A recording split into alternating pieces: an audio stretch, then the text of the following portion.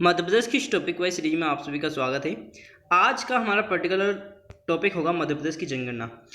इस टॉपिक से हर एक एमपी के एग्जाम में मध्य प्रदेश की जनगणना से हर एक एग्जाम में क्वेश्चन बनते हैं और 1 से 2 क्वेश्चन हमेशा बनते हैं। तो आप इस टॉपिक को शिद्दत के साथ पढ़िएगा और बिल्कुल आसानी से लिखिए, जो भी फैक्ट हैं उन सभी को लिखिए। और चूँकि आज ऐसे ऐसे फैक्ट मिलेंगे जो आपको शायद आपने पढ़े होंगे या नहीं पढ़े होंगे, ये तो मुझे पता नहीं, पर बहुत सारे नए नए फैक्ट आपको जानने को यहाँ से मिलते हैं। चलो बात करते हैं हम मध्य प्रदेश की जनगणना की। तो हम चलो फैक्ट की ओर चलते हैं। हमारा पहला फैक्ट है मध्य प्रदेश की जनगणना। ये मध्य प्रदेश की जो जनगणना है 2011 की जनगणना के अनुसार जो आंकड़े हैं वो बिल्कुल जो 2011 के आंकड़े हम पढ़ेंगे। इससे पहले कुछ इसका इतिहास के बारे में जो चर्चा कर लेते हैं, इसका इतिहास क्या रहा है।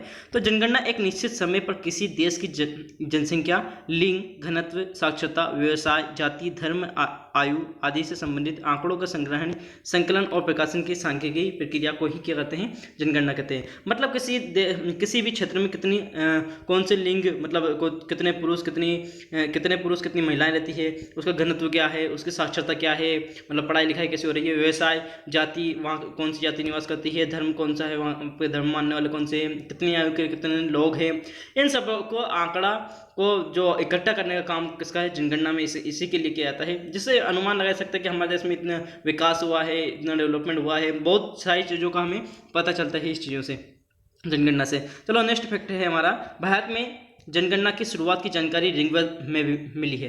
जो हमारा ऋग्वेद है इससे भी हमें जानकारी मिलती है कि भारत में जनगणना की शुरुआत हुई थी। कौटिल्य के अर्थशास्त्र, कौटिल्य ने जो अर्थशास्त्र लिखा था, में तत्कालीन नीति निर्धारण के जनसंख्या के आंकड़ों कुछ सीमित उद्देश्य के लिए एकत्रित किए जाने के वर्णन भी मिला है। मतलब हमें पता चलता है, हमारे इतिहास से भी पता चलता है, जैसे कौटिल्य की अर्थशास्त्र, इन चीज़ों से भी हमें पता चलता है कि जनगणना पहले से ही कुछ मायने रखाते थे कि जनगणना थोड़ी थोड़ी सब जगह पर होती थी, है ना। नेक्स्ट है थर्ड वाला फैक्ट हमारा, प्राचीन काल में जनगणना के संदर्भ कौटिल्य व प्लूटोनी द्वारा लिखित ग्रंथों में उल्लिखित है। जो प्राचीन काल का जो जनगणना का संदर्भ है, जो कौटिल्य और प्लूटोनी दो जो वैज्ञानिक हैं, उनके जो और लेखक हैं, उनके द्वारा लिखी गई उनके ग्रंथों से हमें कुछ बातें प्राप्त होती है। अब जो बात करें अबुल फजल की, तो अबुल फजल की एक बुक है आईने एक बगरी, उसमें भी हमें जनगणना का कुछ उल्लेख मिलता है, जिसमें एक रात में पूरी जनगणना कर ली गई थी। मतलब हमें जनगणना का स्रोत पूरा इतिहास से मिलता है कि हाँ, इतिहास से ही जनगणना का कुछ जनगणना होती आई है, छोटे लेवल पर होती आई है, ज़्यादा उसे किया नहीं गया है, पर मतलब जनगणना जरूर होती है ना। भारत में आधुनिक जनगणना की शुरुआत अंग्रेजों ने कब की थी, 1851-52 में की थी, जब मद्रास प्रांत की जनगणना की गई थी। मतलब सबसे पहले की बात करें तो सबसे पहले स्टार्टिंग में कब हुई थी, तो 1851-52 में हुई थी, जब मद्रास प्रांत में एक छोटे से इलाके में इसकी मद्रास प्रांत की ही जनगणना की, जो जनगणना कर ली गई थी, आधुनिक जनगणना हुई थी सबसे पहले 1851-52 में। मतलब बहुत छोटे लेवल पर थी, इसकी ज़्यादा जानकारी मिलती नहीं है हमें। नेक्स्ट बात कर लेते हैं, संपूर्ण भारत में तत्कालीन ब्रिटिश सरकार ने 1856 में होम गवर्नमेंट ने निर्देशों पर 1861 में जनगणना कराए जाने का विचार किया, लेकिन बाद में इसे स्थगित कर दिया गया। अच्छा, पहले 1856 में होम गवर्नमेंट ने निर्देश दिए कि 1861 में हम जनगणना कराएंगे, फिर बाद में इसे निरस्त कर दिया गया कि नहीं भैया, हम नहीं करवाने वाले हैं, स्थगित कर दिया गया इस मुद्दे को। नेक्स्ट है, पुनः 1865 में भारत की ब्रिटिश सरकार और होम गवर्नमेंट ने तय किया कि 1871 में भारत की जनगणना करवाई जाए, जो बाद में 1867 से 1872 तक देश के भिन्न भिन्न भागों में भिन्न भिन्न समय पर की गई थी। जो मतलब 1865 को फिर एक होम गवर्नमेंट द्वारा जो ब्रिटिश सरकार थी, उसने फिर डिसीजन लेके 1871 में भारत की जनगणना कराई जाए। बाद में 1867 से 1872 तक देश के विभिन्न भागों में अलग अलग जगहों पर जनगणना करवाई गई थी। सबसे पहले जनगणना 1871 में हुई थी, 1872 में हुई थी। फिर आंशिक तौर पर संपन्न इस जनगणना को, मतलब आंशिक का मतलब छोटे से लेवल पर, ज़्यादा पूरी जनगणना तो नहीं हुई थी, पर 1872 में पहली बार जनगणना हुई थी। हालांकि सबसे जो भारत है हमारा, सबसे पहली जनगणना पूछा है कि भारत में सबसे पहली जनगणना कब हुई थी, तो 1872 में ही हुई थी। हालांकि 1872 में जनगणना संपूर्ण भारत में के एक छोटे से एक ही समय में नहीं हो पाई थी। जो बात करते हैं 1872 में ही नहीं, मतलब पूरी जगह पर 1872 में जनगणना नहीं हुई थी, पर इस 1872 को भारत की पहली जनगणना माना जाता है। बात करते हैं सबसे पहले भारत के सबसे पहले जनगणना आयुक्त तो कौन थे। यहाँ क्वेश्चन पूछा जा सकता है कि जब 2011 की जनगणना के आयुक्त कौन थे, तो चंद्रमौली ये पूछा वो क्वेश्चन है। तो उसी प्रकार से हमसे पूछ सकता है कि भारत के प्रथम जनगणना आयुक्त कौन थे, तो WC प्लाउडेन। कौन थे? WC प्लाउडेन जो भारत के प्रथम जनगणना आयुक्त थे। नेक्स्ट बात कर लेते हैं प्लाउडन ने वर्ष 1881 में संपूर्ण देश में समकालीन तौर पर जनगणना कराई थी। जो प्लाउडन है उसने 1881 में संपूर्ण देश में समकालीन तौर पर जनगणना कराई थी। अखिल भारतीय पैमाने पर और हुई इस पहली वृहद जनगणना के बाद से बगैर किसी बाधा के प्रत्येक 10 वर्ष के अंतराल जनगणना का कार्य स्टार्ट किया था। जो प्लाउडन है, प्लाउडन जो प्रथम हम जनगणना आयुक्त थे हमारे, उन्होंने पहली बार तो 1872 में कर ली थी जनगणना, परंतु 1881 में इन्होंने प्रत्येक 10 साल में जनगणना कराने का निर्णय लिया तथा जनगणना कराई जाना स्टार्ट की गई। नेक्स्ट फैक्ट की ओर चलते हैं। भारत में जाति आधारित जनगणना 1881 में शुरू हुई थी। ऐसा पूछ सकता है भारत में जाति आधारित जनगणना कब स्टार्ट हुई थी, तो 1881 में हुई थी और 1931 के बाद इसे समाप्त कर दिया गया था। अच्छा, 1931 में इसे समाप्त कर दिया था, वापस फिर से स्टार्ट किया था कब, 2011 के बाद एक बार फिर से इसे जातीय जनगणना के द्वारा इसे मंजूरी दी गई थी। कब दी गई थी, 2011 में। मतलब सबसे पहले जातीय जनगणना कब स्टार्ट हुई थी, तो 1881 में हुई थी। फिर बंद कब कर दिया था, तो 1931 में इसे समाप्त कर दिया गया। फिर 2011 में इसे वापस मंजूरी दे दी गई। 2011 के जनगणना आयुक्त कौन थे, तो चंद्रमौली। ओके, नेक्स्ट बात कर लेते हैं। इस प्रकार आधुनिक प्रणाली की प्रथम जनगणना गवर्नर लॉर्ड मेयो के शासनकाल में 1872 में कराई गई थी। आपसे पूछा जाएगा कि 1872 में पहली जनगणना किसके कार्यकाल में हुई थी, तो लॉर्ड मेयो के कार्यकाल में हुई थी। किसके, लॉर्ड मेयो के कार्यकाल में। किंतु विधिवत रूप से नियमित जनगणना की शुरुआत गवर्नर लॉर्ड रिपन जिनका कार्यकाल 1880 से 1884 के कार्यकाल में रहा है, 1881 से शुरू हुई थी, जो वर्तमान में प्रत्येक 10 वर्ष के अंतराल में नियमित रूप से जारी है। ऐसे याद रख सकते हैं कि रेगुलर 10 सालों में, मतलब रेगुलर 10 सालों में स्टार्ट किसके शासनकाल में थे, रेगुलर से हम याद रख सकते हैं रिपन याद रख सकते हैं रा से कि रिपन के कार्यकाल में रेगुलर जनगणना स्टार्ट हुई थी। कब हुई थी, 1881 को। ओके, नेक्स्ट बात कर लेते हैं। जनगणना की कार्य प्रणाली निर्धारित करने और इसकी समुचित प्रकार से संभावित कराने हेतु जनगणना अधिनियम 1948 को बनाया गया था। जो जनगणना अधिनियम कब बनाया गया था, तो जनगणना अधिनियम 1948 को बनाया गया था। जो कार्य क्या करता है, तो यह जनगणना का कार्य प्रणाली को निर्धारित करता है, समुचित प्रकार से संभावित क्षेत्रों को बताता है ना। नेक्स्ट है, इसी के तहत जनगणना नियम 1990 संशोधन 1993 में सम्मिलित किया गया था। जनगणना जो इस अधिनियम के अंतर्गत जनगणना नियम 1990 संशोधन 1993 में इसे सम्मिलित किया गया था। 1948 के अधिनियम के तहत भारत के महारजिस्ट्रार तथा जनगणना आयुक्त की नियुक्ति की जाती है। 1948 को जो नियम आया था, जनगणना अधिनियम आया था, उसी के तहत भारत का जो महारजिस्ट्रार तथा जनगणना आयुक्त होता है, उन दोनों की नियुक्ति की जाती है। संप्रति भारत के जनगणना आयुक्त वर्तमान में कौन है, तो भारत के वर्तमान जनगणना आयुक्त विवेक जोशी है। कौन है, विवेक जोशी। मध्य प्रदेश की जनगणना निदेशक कौन है, तो मध्य प्रदेश की जनगणना निदेशक सचिन सिन्हा है। कौन है, सचिन सिन्हा। अब बात कर लेते हैं भारतीय जनगणना का संक्रमण काल के बाद की जनगणना में क्या क्या परिवर्तन हुआ, कब किस वर्षों में कितने वर्षों में क्या परिवर्तन होता रहा है।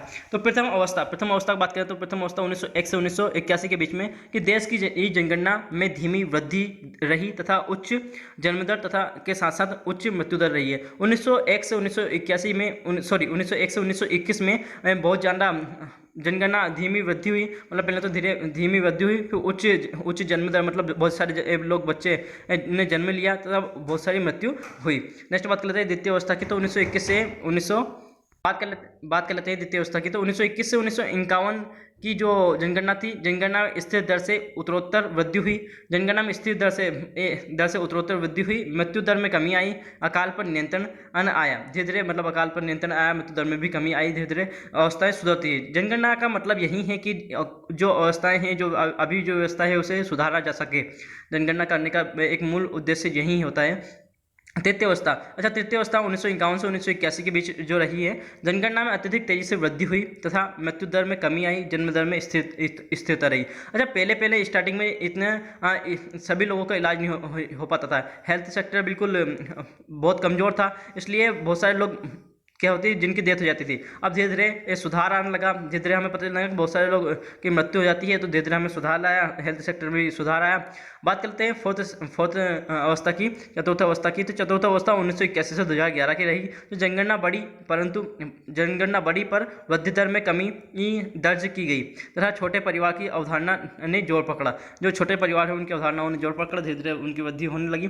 बात कर लेते हैं 1921 को, तो 1921 को महान विभाजक वर्ष माना जाता है। जो 1921 है उसे क्या माना जाता है, महान विभाजक वर्ष माना जाता है। प्रति वर्ष लगभग 1.70 करोड़ लोग बढ़ रहे हैं, मतलब प्रति वर्ष, मतलब हर एक साल कितने बढ़ रहे हैं, 1.70 मतलब 1.70 लोग, इतने सारे लोग बढ़ रहे हैं। वर्ष 2011 की जनगणना का नारा क्या था, तो वर्ष 2011 की जनगणना का नारा था हमारी जनगणना हमारा भविष्य। अब कुछ फार्मूला होते हैं जिन्हें एग्जाम में पूछ भी लेता है, जैसे जनसंख्या घनत्व। तो जनसंख्या घनत्व कैसे निकालते हैं, तो जनसंख्या घनत्व ऐसे निकालते हैं कि जैसे देश या स्थान विशेष की कुल जनसंख्या, किसी भी एक स्थान की कुल जनसंख्या बटे देश या स्थान का कुल क्षेत्रफल।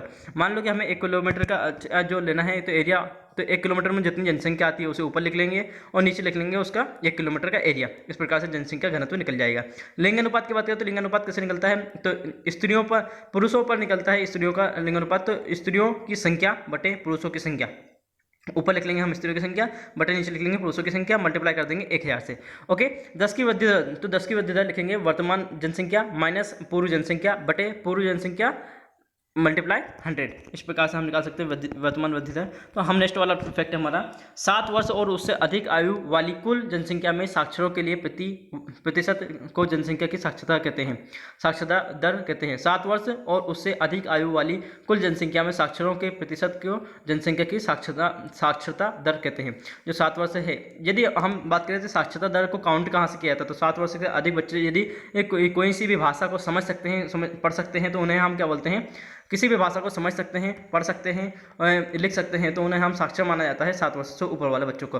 कुछ इंपॉर्टेंट फैक्ट देख लेते हैं। मध्य प्रदेश की प्रथम जनगणना 1881 में को मानी जाती है। जो मध्य प्रदेश की प्रथम जनगणना कब से मानी जाती है, तो 1881 से ही मध्य प्रदेश की प्रथम जनगणना मानी जाती है। प्रदेश की 15वीं जनगणना 2011 में हुई थी। जो ऐसा पूछ सकता है 2011 में कौन सी नंबर की जनगणना थी, तो 15वें नंबर की जनगणना थी। नेक्स्ट बात करते हैं जनगणना कार्य प्रत्येक कितने वर्षों में होता है, तो जनगणना का कार्यकाल प्रत्येक 10 वर्षों के अंतराल में होता है। वर्ष 2001 की जनगणना 21वीं सदी की प्रदेश की पहली जनगणना है। जो 21वीं सदी में पहली जनगणना कब हुई थी, तो 2001 में हुई थी, जबकि 2011 की जनगणना इस सदी की दूसरी जनगणना है। ओके, नेक्स्ट बात करते हैं, जनगणना संबंधी कार्य भारत सरकार द्वारा किया जाता है। जो जनगणना संबंधी जो कार्य होता है वो किसके द्वारा किया जाता है, तो भारत सरकार द्वारा किया जाता है। जनगणना कार्य जनसंख्या अधिनियम 1948 के अनुसार किया जाता है। जो जनगणना अधिनियम कार्य है वो 1948 के अधिनियम के अंतर्गत ही किया जाता है। 11 जुलाई को क्या मनाया था, तो 11 जुलाई को विश्व जनसंख्या दिवस मनाया था। विश्व जनसंख्या दिवस कब मनाता है, तो 11 जुलाई को मनाते हैं हर विश्व में, सॉरी हर देशों में क्या मनाते हैं, 11 जुलाई को विश्व जनसंख्या दिवस मनाते हैं। साक्षरता दर में 7 वर्ष और उससे अधिक आयु के व्यक्तियों को शामिल किया जाता है। जो साक्षरता दर है उसमें कितने लोग साक्षर हैं उसे एक काउंट करने के लिए 7 वर्ष या उससे अधिक आयु के बच्चों को हम शामिल करते हैं। यह बहुत एक इंपॉर्टेंट फैक्ट बनता है। जो 11 मई का जो दिन है, जो 11 मई का दिन मध्य प्रदेश की जनसंख्या नियंत्रण दिवस के रूप में मनाया जाता है। मध्य प्रदेश जनसंख्या नियंत्रण दिवस कब मनाया जाता है, तो मध्य प्रदेश जनसंख्या नियंत्रण दिवस 11 मई को मनाते हैं। विश्व के केवल 18 देश की जनसंख्या ही मध्य प्रदेश से अधिक है।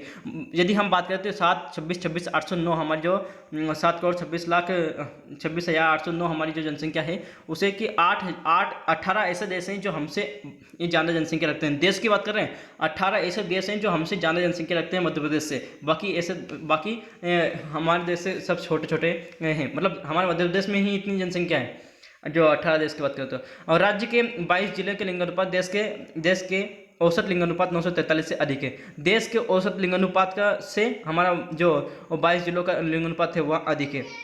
जो रीवा जिला है, तो रीवा जिला लिंगानुपात राज्य के औसत लिंगानुपात के बराबर ही। ऐसा पूछा जाएगा कि ऐसा कौन सा जिला है जिसका लिंगानुपात मध्य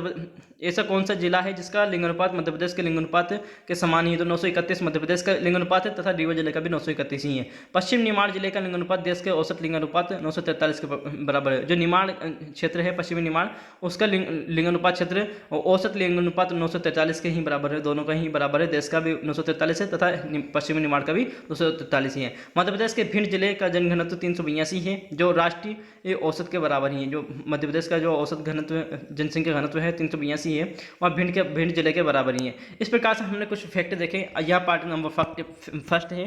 जनसंख्या टॉपिक बहुत बड़ा टॉपिक है, तो इसे कम से कम 2 से 3 लेक्चर और लग जाएंगे। तो हम छोटे छोटे वीडियो बनाएंगे, ज़्यादा बड़े बड़े वीडियो नहीं रहेंगे, तो आप पढ़ते रहिए। यदि आपको वीडियो पसंद आते हैं तो like and subscribe and share जरूर कीजिए। दोस्तों, आप वीडियो देखते हो पर पूरा नहीं देखते हो, आप कृपया इसे पूरा देखें वीडियो को और लाइक जरूर करें, है ना। लाइक जरूर करो, कमेंट में लिख के बताएं वीडियो कैसा लगा।